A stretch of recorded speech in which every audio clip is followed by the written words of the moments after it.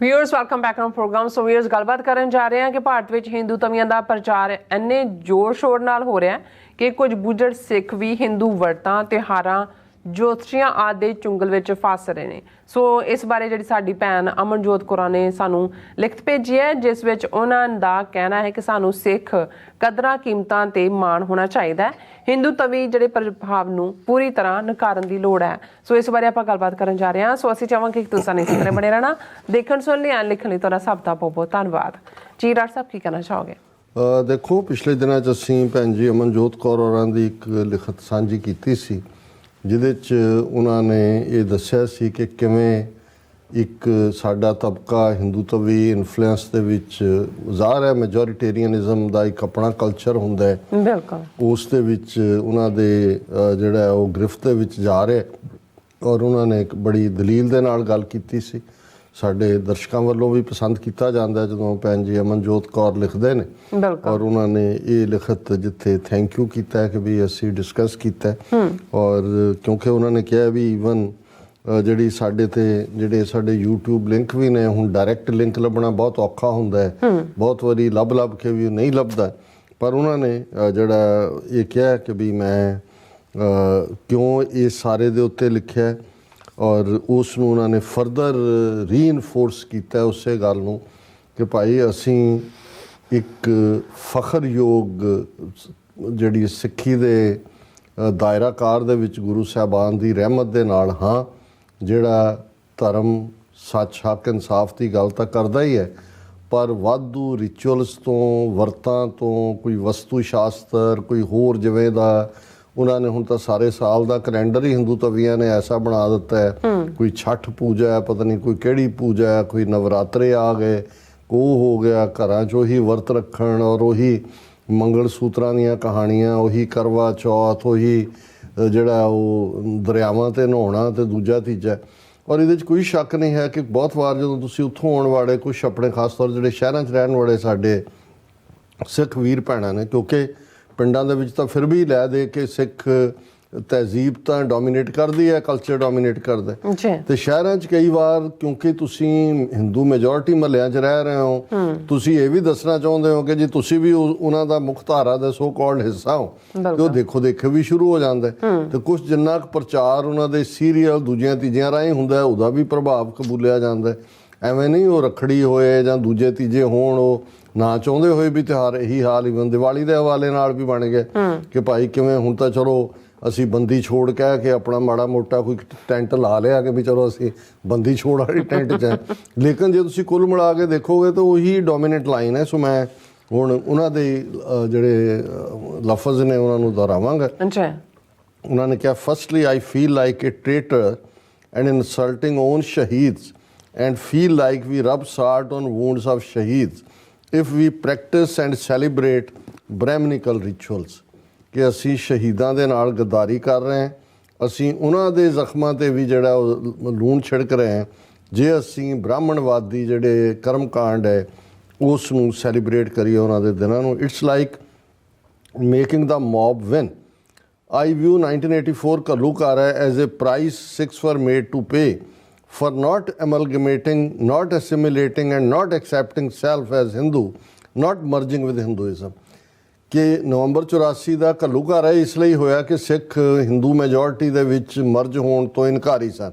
ਉਹਨਾਂ ਨੇ ਆਪਣੀ ਹੋਂਦ ਸਿੱਖ ਧਰਮ ਦੀ, ਸਿੱਖ ਪਛਾਣ ਦੀ, ਸਿੱਖ ਕਦਰਾਂ ਕੀਮਤਾਂ ਦੀ ਰੱਖੀ। I also believe we have no sovereignty because we have a section that has refused to assert its unique and separate independent identity. Independence begins from mind first. Political independence comes afterwards. ਇਹ ਬਹੁਤ ਕੀਮਤੀ ਗੱਲ ਭੈਣ ਜੀ ਨੇ ਕਹੀ ਹੈ। ਉਹਨਾਂ ਨੇ ਕਿਹਾ ਵੀ ਇਹ ਵੀ ਸ਼ਾਇਦ ਅਸੀਂ ਅਜੇ ਸੋਵਰਨਿਟੀ ਦੇ ਨੇੜੇ ਇਸ ਲਈ ਵੀ ਨਹੀਂ ਪਹੁੰਚੇ ਕਿਉਂਕਿ ਸਾਡਾ ਇੱਕ ਤਬਕਾ ਹੈ ਜਿਹੜਾ ਆਪਣੀ ਵੱਖਰੀ ਵਿਲੱਖਣ ਹੋਂਦ ਦੇ ਉੱਤੇ ਫਖਰ ਨਹੀਂ ਕਰਦਾ, ਜਾਂ ਉਸ ਤੋਂ ਇਨਕਾਰੀ ਹੈ, ਜਾਂ ਉਸ ਨੂੰ ਉਹਨੇ ਤਜ ਲਿਆ, ਤਜ ਦਿੱਤਾ ਹੈ। ਔਰ ਉਹਨਾਂ ਨੇ ਕਿਹਾ ਵੀ ਜਿਹੜੀ ਆਜ਼ਾਦੀ ਹੈ ਉਹ ਮਾਈਂਡ 'ਚੋਂ ਪਹਿਲਾਂ ਸ਼ੁਰੂ ਹੁੰਦੀ ਹੈ। ਸਭ ਤੋਂ ਪਹਿਲਾਂ ਤੁਹਾਨੂੰ ਆਪਣੇ ਆਪ ਨੂੰ ਅੱਡ ਦੇਖਣਾ ਪੈਂਦਾ, ਫਿਰ ਤੁਸੀਂ ਪੋਲੀਟੀਕਲ ਫਰੀਡਮ ਲੈਂਦੇ ਹੋ। I also know some Hindus who are in of freedom that Sikhs have, ਕਿ ਉਹ ਉਸ ਦੇ ਉੱਤੇ ਇੱਕ ਬਹੁਤ ਔਚ ਹੁੰਦੇ ਨੇ, ਬੜਾ ਪ੍ਰਭਾਵ 'ਚ ਹੁੰਦੇ ਨੇ ਕਿ ਸਿੱਖਾਂ ਨੂੰ ਇੰਨੀਆਂ ਆਜ਼ਾਦੀਆਂ ਨੇ। ਫਿਰ ਉਹਨਾਂ ਨੇ ਕੁਛ ਜਿਹੜੀਆਂ ਨੇ ਉਦਾਹਰਨਾਂ ਦਿੱਤੀਆਂ ਨੇ, ਕਿਉਂਕਿ ਇਹ ਗਰਾਊਂਡ ਤੇ ਬੈਠੇ ਨੇ, ਉੱਥੋਂ ਲਿਖਦੇ ਨੇ। ਮੈਂ ਇਹਨਾਂ ਦੇ ਕੋਈ ਲਫ਼ਜ਼ ਨੂੰ ਵੀ ਜਿਹੜਾ ਬਿਨਾਂ ਐਡਿਟ ਕੀਤਿਆਂ ਪੜ੍ਹਦਾ, ਕਿਉਂਕਿ ਉਹਦੇ 'ਚ ਸੱਚ ਹੁੰਦਾ। ਔਰ ਉਹਨਾਂ ਨੇ ਕਿਹਾ ਕਿ we I read some scheduled tribe students, ਜਾਂ ਉੱਥੇ ਸ਼ਡਿਊਲ ਕਹਿੰਦੇ ਨੇ, schedule tribe students from Chhattisgarh visited Darbar Sahib Amritsar in 2015, and they were surprised by langar and said they could not even dream of sitting together at same level and eating same food with others at same place the way people were eating there। ਉਹਨੇ ਕਿਹਾ ਜੀ 2015 ਦੀ ਗੱਲ ਹੈ, ਛੱਤੀਸਗੜ੍ਹ ਤੋਂ ਕੁਝ ਜਿਹੜੇ ਵਿਚਾਰੇ ਦਲਿਤ student ਆਏ, ਔਰ ਉਹ ਇੰਨੀ ਹੈਰਾਨੀ 'ਚ ਸੀ ਕਿ ਵੀ ਉਹ ਕਹਿੰਦੇ ਵੀ ਅਸੀਂ ਯਕੀਨ ਹੀ ਨਹੀਂ ਕਰ ਸਕਦੇ ਕਿ ਅਸੀਂ ਸਾਰਿਆਂ ਦੇ ਨਾਲ ਬੈਠ ਕੇ ਖਾ ਸਕਦੇ ਹਾਂ। ਕੋਈ ਸਾਨੂੰ ਜਿਹੜਾ ਉਹ ਕਿਸੇ ਨੇ ਦੁਰਕਾਰਿਆ ਨਹੀਂ, ਆਪਣੇ ਨਾਲ ਬਿਠਾਇਆ। ਔਰ ਕਈ ਵਾਰ ਸਾਨੂੰ ਐਵੇਂ ਲੰਗਰ ਲੱਗਦਾ ਹੁੰਦਾ ਜੀ ਵਾਧੂ ਤੇ ਫਲਾਣਾ, ਇੰਨਾ ਕਾਹਨੂੰ ਕਰਨਾ। ਤੁਸੀਂ ਜੇ ਉਸ ਸਿਸਟਮ ਨੂੰ ਦੇਖੋ ਔਰ ਉਹਨਾਂ ਲੋਕਾਂ ਨੂੰ ਦੇਖੋ ਜਿਨ੍ਹਾਂ ਦਾ ਪਰਛਾਵਾਂ ਨਹੀਂ ਸਹਾਰਦੇ, ਉਹਨਾਂ ਨੂੰ ਬਿਠਾ ਕੇ ਤੁਸੀਂ ਸਤਿਕਾਰ ਨਾਲ ਖਵਾ ਰਹੇ ਹੋ, ਉਹ ਤਾਂ ਲੱਗਦਾ ਇਹ ਅਸੀਂ ਕਿਹੜੇ ਧਰਮ 'ਚ ਫਸੇ ਹੋਏ ਹਾਂ। ਫਿਰ ਦੂਸਰੀ ਗੱਲ ਉਹਨਾਂ ਨੇ ਕਹੀ, ਆਈ ਨੋ ਏ ਬ੍ਰਾਹਮਣ lady who married into A Sikh family and thanks God daily that she married there because her husband died by suicide and she is widow, but her in-laws did not blame her or their kids for husband's untimely and tragic death and didn't call her manhoos, nor said pati ko kha gayi, nor blamed her karma, nor called her bad luck, and didn't call children possessed or unlucky। ਉਹਨਾਂ ਨੇ ਕਿਹਾ ਜੀ ਇੱਕ ਬ੍ਰਾਹਮਣ lady ਜਿਹਨੇ ਸਿੱਖ ਨਾਲ ਵਿਆਹ ਕੀਤਾ, ਅਨਫੋਰਚੂਨੇਟਲੀ ਉਹਨੇ ਆਤਮਘਾਤ ਬਾਅਦ ਕੀਤਾ, ਲੇਕਿਨ ਉਹ ਕਹਿੰਦੀ ਵੀ ਮੈਂ ਇੰਨੀ ਖੁਸ਼ਕਿਸਮਤ ਹੈ ਕਿ ਮੈਨੂੰ ਕਿਸੇ ਨੇ ਨਹੀਂ ਕਿਹਾ ਕਿ ਵੀ ਮੈਂ ਆਪਣੇ ਘਰ ਵਾਲੇ ਨੂੰ ਖਾ ਗਈ ਹਾਂ, ਮੈਂ ਮਨਹੂਸ ਹਾਂ, ਜਾਂ ਮੇਰੇ ਬੱਚਿਆਂ ਦੇ ਨਾਲ। ਰਾਦਰ ਮੇਰੇ ਇਨ-ਲॉज ਅੱਗੇ ਨਾਲੋਂ ਵੀ ਜ਼ਿਆਦਾ ਮੇਰੇ ਪ੍ਰਤੀ ਜਿਹੜਾ ਉਹ ਹਮਦਰਦੀ ਵਾਲਾ ਵਰਤਾਰਾ ਰੱਖਦੇ ਨੇ।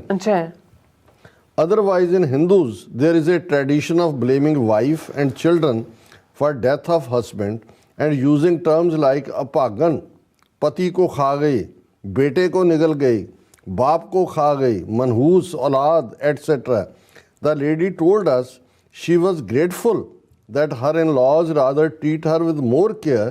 She is not banned from attending any function or part or wedding, and her sons are not seen as pariah or cursed or unlucky, and they are not shunned at auspicious occasions in family, nor seen as evil eye the way it was in their community where widows and children who lost parents are shunned। ਕਿ ਉਹਨੇ ਕਿਹਾ ਜੀ ਮੈਂ ਉੱਥੇ ਹੁੰਦੀ ਤੇ ਮੈਂ ਤਾਂ ਪਰਾਇਆ ਸੀ, ਅਭਾਗਣ, ਦੂਜਾ ਕੀ ਤੇ ਮੈਂ ਉਹ ਸਾਰੇ ਚੋਂ ਬਚ ਗਈ ਹਾਂ ਕਿਉਂਕਿ ਮੈਂ ਸਿੱਖ ਪਰਿਵਾਰ 'ਚ। I know another Brahmin man who lost his mother when he was born, as she died during complicated childbirth। The man was called manhoos and told, पैदा होते ही माँ को खा गया, पनौती है, इसके कर्म खराब हैं। एक उन्होंने ब्राह्मण बंदे की गल की भी जो ਉਹਦਾ जन्म होया ਪਹਿਲਾਂ ਹੁੰਦਾ ਸੀ ਕਈ ਵਾਰ ਮਾਂ ਦੀ ਡੈਥ ਹੋ ਜਾਂਦੀ ਸੀ, ਬੱਚਾ ਠੀਕ ਹੈ, ਕਈ ਵਾਰੀ ਦੋਨਾਂ ਦੀ ਹੋ ਜਾਂਦੀ ਸੀ। ਉਹਨੇ ਕਿਹਾ ਜੀ ਉਹ ਮੈਨੂੰ ਕਿਸੇ ਨੇ ਨਹੀਂ, ਹੀ ਵਾਜ਼ ਉਹਦੇ ਤੇ ਇਹ ਚਾਰਜ ਲੱਗ ਰਿਹਾ ਸੀ ਸਮਾਜ ਵੱਲੋਂ ਕਿ ਬਈ ਮਨਹੂਸ ਹੈ। He was blamed for mother's death from his birth itself. He grew up with low self esteem and self hate. ਇਹ ਉਹਦੇ 'ਚ ਆਪਣੇ ਆਪ ਲਈ ਨਫ਼ਰਤ ਪੈਦਾ ਹੋ ਰਹੀ ਸੀ। He was blamed for anything going wrong in his family. It was his Sikh friend who told him no such thing exists and he had no fault in his mother's death, and these are all will of God, not in our hands। ਕਿ ਉਹਨੂੰ ਇੱਕ ਸਿੱਖ ਦੋਸਤ ਮਿਲਿਆ, ਉਹਨੇ ਕਿਹਾ ਵੀ ਇਹ ਤੇਰਾ ਕੋਈ ਕਸੂਰ ਨਹੀਂ ਹੈ, ਇਹ ਰੱਬ ਦੇ ਭਾਣੇ 'ਚ ਹੁੰਦਾ, ਹੁਕਮ 'ਚ ਹੁੰਦਾ। It was the Sikh friend who lifted him from depression. Thanks to her, he was inspired and converted to Sikhi, took Amrit and married her, and is now raising his kids as Sikhs and is finally peaceful in his life, free from burden of guilt and self-blame। ਜ਼ਾਹਰ ਹੈ lady ਸੀ ਔਰ ਉਹਨੂੰ ਦੇਖਿਆ ਵੀ ਇਹ ਹੈ ਧਰਮ, ਉਹਨੇ ਸਿੱਖੀ ਅਡਾਪਟ ਕੀਤੀ, ਅੰਮ੍ਰਿਤ ਛਕਿਆ, ਉਸੇ ਨਾਲ ਵਿਆਹ ਕੀਤਾ। I know another Brahmin girl who married a Sikh boy solely because she didn't want to follow all fasts and rituals of her family and did not want to tolerate burden of discrimination on basis of age, gender, caste, or for natural processes like menstruation. When she married into Sikh family, she told others she felt liberated and more free now. ਉਹਨੇ ਕਿਹਾ ਵੀ ਬ੍ਰਾਹਮਣ lady ਨੇ ਕਿਹਾ ਇਹ ਛੱਡੋ ਇਹ ਧਰਮ, ਸਿੱਖ ਨਾਲ ਵਿਆਹ ਕੀਤਾ, ਉਹਨੇ ਕਿਹਾ ਜੀ ਕੋਈ ਸਾਰੀ ਮੈਂ ਉਹ ਆਪਣੀ ਦੋਸਤਾਂ ਨੂੰ ਕਹਿੰਦੇ ਵੀ ਮੈਂ ਆਜ਼ਾਦ ਹੋ ਗਈ, ਮੈਂ ਉਹ ਸਾਰੀ ਜਿਹੜੀ ਗੁਲਾਮੀ ਸੀ ਉਹਦੇ ਚੋਂ ਆਜ਼ਾਦ ਹੋ ਗਈ। ਔਰ otherwise their community even isolates new mother after delivery in name of Sutak and calls her and her house impure। Guru Sahib ਨੇ ਤੇ ਤਾਂ ਪੂਰਾ ਸ਼ਬਦ ਹੈ, ਜੇਕਰ ਸੂਤਕ ਬੰਨੀ ਹੈ ਉਹ ਪੂਰਾ ਹੀ ਹੈ, ਕਿਉਂਕਿ ਉਹਨੂੰ ਸੂਤਕ ਇੰਪਿਓਰ ਕਹਿੰਦੇ ਸੀ ਜਦੋਂ ਬੱਚੇ ਦਾ ਜਨਮ ਹੋਇਆ ਜਾਂ ਜਦੋਂ ਮੈਂਸਟਰੂਏਸ਼ਨ ਪੀਰੀਅਡ ਹੁੰਦਾ ਉਹਨੂੰ ਇੰਪਿਓਰ ਮੰਨਿਆ ਜਾਂਦਾ। she says at least now no one asks her to get shuddhikaran and she has no pressure of fasting or wearing anklets, ਪੰਜੇਬਾਂ ਪਾਓ, toe ring ਪਾਓ, nose ring ਪਾਓ, ਸਿੰਦੂਰ, ਮੰਗਲ ਸੂਤਰ, or not being able to enter kitchen or temple in periods ਕਿ ਵੀ ਉੱਥੇ ਨਾ ਵੜੋ, ਉੱਥੇ ਨਾ ਵੜੋ। ਕਹਿ ਸਭ ਤੋਂ ਮੈਂ ਆਜ਼ਾਦ। ਆਈ ਦੈਨ ਰੀਅਲਾਈਜ਼, ਇਹ ਹੁਣ ਐਗਜ਼ਾਮਪਲ ਹੁਣ ਇਹ ਅਸੀਂ ਵੀ ਜੇ ਸਾਡੀਆਂ ਬੀਬੀਆਂ ਵੀ ਇਹ ਦੇਖਣ ਕਿ ਭਾਈ ਇੰਨੀ ਫਰੀਡਮ ਇਹ ਕਦੇ ਰਿਅਲਾਈਜ਼ ਨਹੀਂ ਹੁੰਦਾ। ਇਹ ਹੁਣ I then realized how much better we have it in Sikh community and I felt bad for Sikhs who have internalized Brahminical influence due to social media, films, TV, or their local social circle of majority community friends and have begun to behave and talk like them। ਕਿ ਵੀ ਮੈਨੂੰ ਉਹਨਾਂ 'ਤੇ ਤਰਸ ਆਇਆ ਉਹਨਾਂ ਸਿੱਖਾਂ 'ਤੇ ਕਿ ਇੰਨਾ ਖੂਬਸੂਰਤ ਧਰਮ ਛੱਡ ਕੇ ਉਹ ਹਿੰਦੂਆਂ ਦੇ ਇਨਫਲੂਐਂਸ ਵਾਲੇ ਉਸ ਰਿਚੁਅਲਿਜ਼ਮ ਦੇ ਵਿੱਚ ਜਾ ਰਹੇ ਨੇ। Sikhs must realise what a practical and simple religion we have। We do not blame women and children for luck or incidents in life. We have no needless expenditure in name of so rituals and puja samagri. We have no tradition of shaming, shunning and isolating widows and orphans. Sikhi believes everyone has own karma to account for, and Shri Guru Granth Sahib does not teach that others karma or so called luck or nazar affected us। ਹਰ ਇੱਕ ਦੇ ਆਪੋ ਆਪਣੇ ਕਰਮ ਨੇ, ਇਹ ਕਿਸੇ ਦਾ ਕੋਈ luck bad luck ਤੇ bed Oman ਤੇ ਸ਼ਗਨ ਤੇ ਸ਼ੁਭ ਸ਼ਗਨ ਨਹੀਂ ਹੈ। if others are attracted towards us and see benefits we have, then why are we neglecting our gifts and falling in trap of Brahmanism? ਦੂਸਰੇ ਸਾਡੇ ਵੱਲ ਆ ਰਹੇ ਨੇ ਕਿ ਭਾਈ ਇਹ ਹੈ ਤੇ ਅਸੀਂ ਬ੍ਰਾਹਮਣਵਾਦੀਆਂ ਦੇ ਚੁੰਗਲ 'ਚ ਫਸ ਰਹੇ ਹਾਂ। ਤੇ ਅਖੀਰ 'ਚ ਉਹਨਾਂ ਨੇ ਕਿਹਾ it's like those little kids who always feel their parents are bad and others are better, and they want to have what others have but ignore how much better they have and do not realize others secretly covet what they are already born with। ਉਹਨਾਂ ਨੇ ਬੱਚੇ ਦੀ ਉਦਾਹਰਣ ਦਿੱਤੀ ਹੈ।